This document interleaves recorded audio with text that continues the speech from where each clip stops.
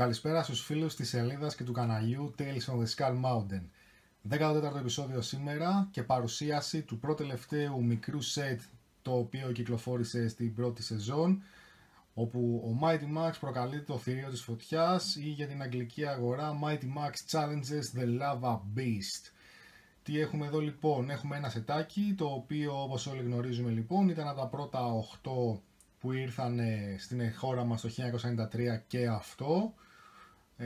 Μικρό σετάκι, κοινώς έχουμε μάθει ότι σημαίνει μικρό playability, πολύ απλή ιστορία πίσω, μικρότερη λεπτομέρεια, μικρότερος χώρος και τα λοιπά συγκριτικά με ένα μεγαλύτερο set. Τι γίνεται τώρα με αυτό το σετάκι? Γενικά ένα γρήγορο info fill up που αρέσκομαι να κάνω με τις πληροφορίες πάνω στα σετάκια.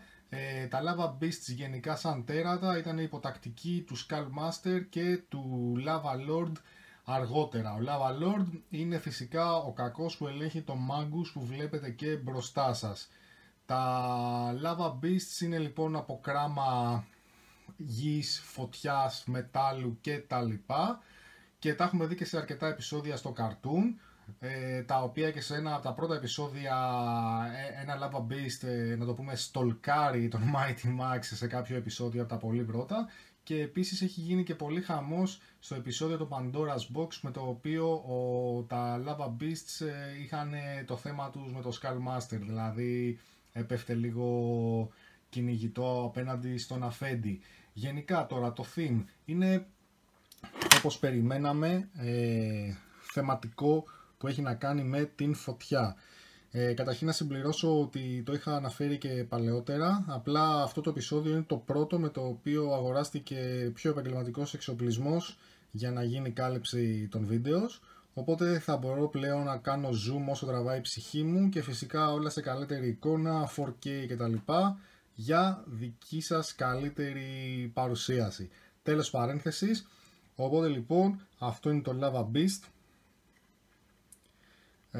Είναι λίγο spooky, έχει πολύ ασημί, το οποίο τα ασημί μπορούμε να υποθέσουμε ότι είναι υγρό μέταλλο. Από πίσω τα κλασικά 92 Bloober Toys. Εδώ βλέπουμε και λίγο και καλά τη φωτιά σαν από το μάτι. Το περίβλημά του είναι τρομακτικούλη, έχει πλάκα, αλλά εμένα ας πούμε δεν μου άρεσε ποτέ αυτό εδώ. Τι είναι αυτό ρε φίλε? Κασέτα, σασμάν, αγωνιστικό SBK σασμάν που μπαίνει βγαίνει, gearbox, κασέτ, ξέρω τώρα εγώ πορωμένος με τις μηχανές. Κάτι δεν μου αρέσει αυτό. Το μάτι εντάξει κάτι γίνεται, αλλά είναι στραβά. Δηλαδή σαν να κοιτάει η κόρη, είναι αλήθωρο το Lava Beast. Τι φάση? Και εδώ τι γίνεται? Οπότε καταλαβαίνετε ότι κάτι δεν βλέπουμε, κάτι δεν έχει γίνει, δεν έχει αποτυπωθεί τόσο σωστά. Παρ' όλα αυτά είναι ωραίο το concept του και τα λοιπά και εντάξει, αποζημιώνει. 360 3D review. Το exterior το βλέπουμε εδώ, το καταλαβαίνετε, να το φέρω και λίγο πιο κοντά για να εκμεταλλευτούμε το νέο zoom. Βλέπετε τα δόντια, μαύρα δόντια εκεί του έχουν κάνει, τη μύτη και τα λοιπά. Μια άλλη τρύπα περίεργη εδώ, δεν ξέρω τι είναι, μπορεί να μην κάνει σκουλίκι από εκεί.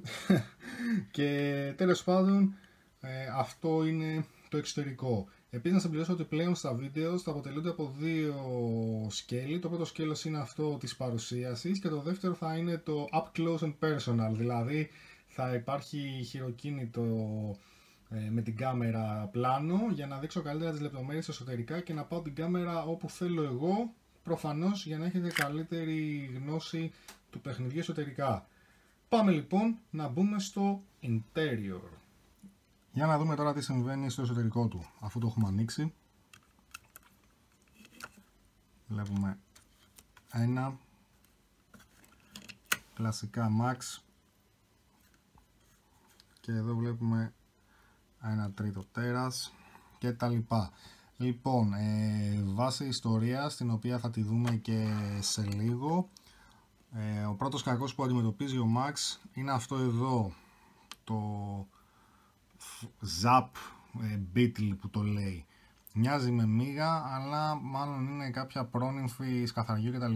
Η λεπτομέρεια του δεν είναι κακή, τη βλέπουμε κτλ. Αλλά να προσθέσω ότι είναι από τις φιγούρες που μπορούν να σπάσουν, οπότε μέσα στο set μπορεί να έχει πολύ καλύτερο playability, δηλαδή να το βάλουμε σε κάποια διαφορετική γωνία κτλ. Και έχω, όπως θυμάστε, αναφέρει και στο παρελθόν ότι γενικά τα horror heads, παρότι είναι μικρά και υπολείπονται λεπτομεριών και μεγέθους, πολλές φορές αποζημιώνουν με τις φιγούρες. Εντάξει, Max με κλασικά κοινή στάση, τον βλέπουμε εδώ, καμπούρα λίγο, δεν ξέρω γιατί, ο Max. Και αυτός είναι και καλά ο κακός, το Lava Beast, το οποίο εδώ στο σχέδιο μεν δείχνει ότι έχει 2 μάτια, αλλά στην καρτέλα μας δείχνει ότι έχει 3 και έχει και ένα τρίτο, δηλαδή ακριβώς πάνω στο μέτωπο. Τώρα αυτό είναι κάτι περίεργο, σαν τι να το πούμε ακριβώς, καλαμάρι, αλλά ρε φίλε, καλαμάρι που κολλάει μέσα, δηλαδή τώρα για να πούμε τα πράγματα όπως έχουν, τι δουλειά έχει ένα καλαμάρι, ας το πούμε, έχει τα πόδι, τι είναι αυτό, τι θέλετε πείτε το, μέσα σε ένα τοπίο με λάβα. Να ήταν σε ένα θεματικό όπως το Sea Square, όπως ο Καρχαρίας κτλ. Να πω ναι, αλλά αυτό εδώ τι θέση έχει μέσα στο lava set? Καμία. Τουλάχιστον αυτό εδώ ναι, είναι και βαμμένο. Τώρα ούτε η μύγα έχει κάποια θέση μέσα σε ένα τέτοιο set, αλλά πάει στην ευχή. Οπότε, να δούμε και λίγο τώρα εδώ τι γίνεται. Εδώ βλέπουμε καταρχήν ότι υπάρχουν 2 ηφαίστεια.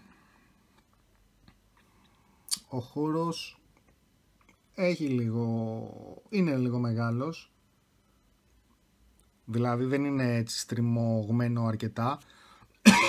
Συγγνώμη, μπορεί δηλαδή να δώσουμε κάποιο playability, χαμό σήμερα.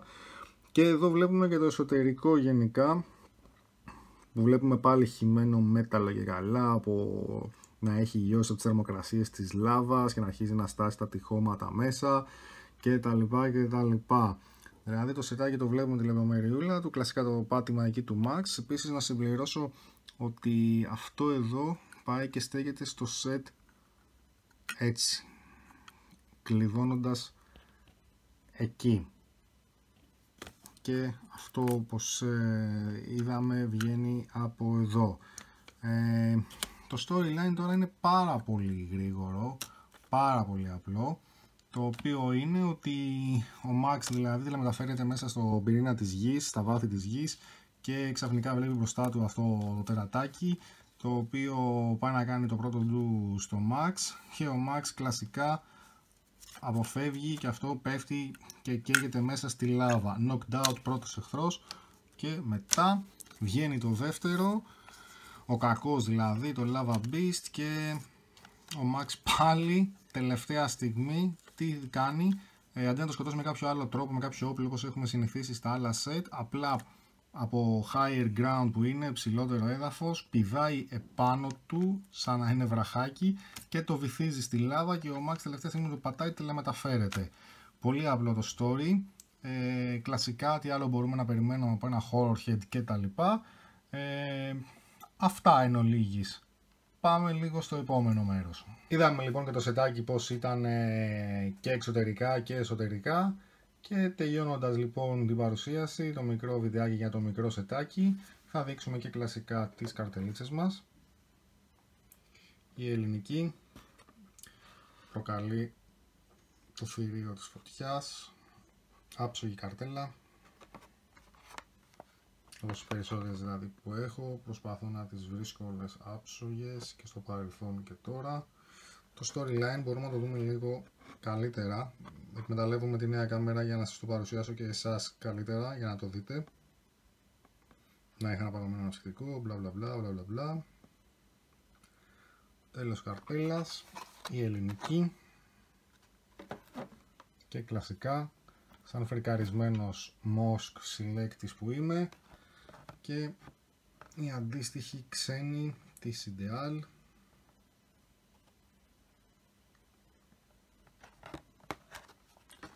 Και από πίσω τα γνωστά 2 γλώσσες για 2 χώρες, κυκλοφορία, χωρίς συννεφάκια, ιστορία μόνο εδώ, σε κάθε αντίστοιχη γλώσσα. Καμία διαφορά στην καρτέλα. Να και το τρίτο μάτι που σας έλεγα ότι έχει ο εχθρός, ο βασικός κακός, και μετά πώς καταλήγει.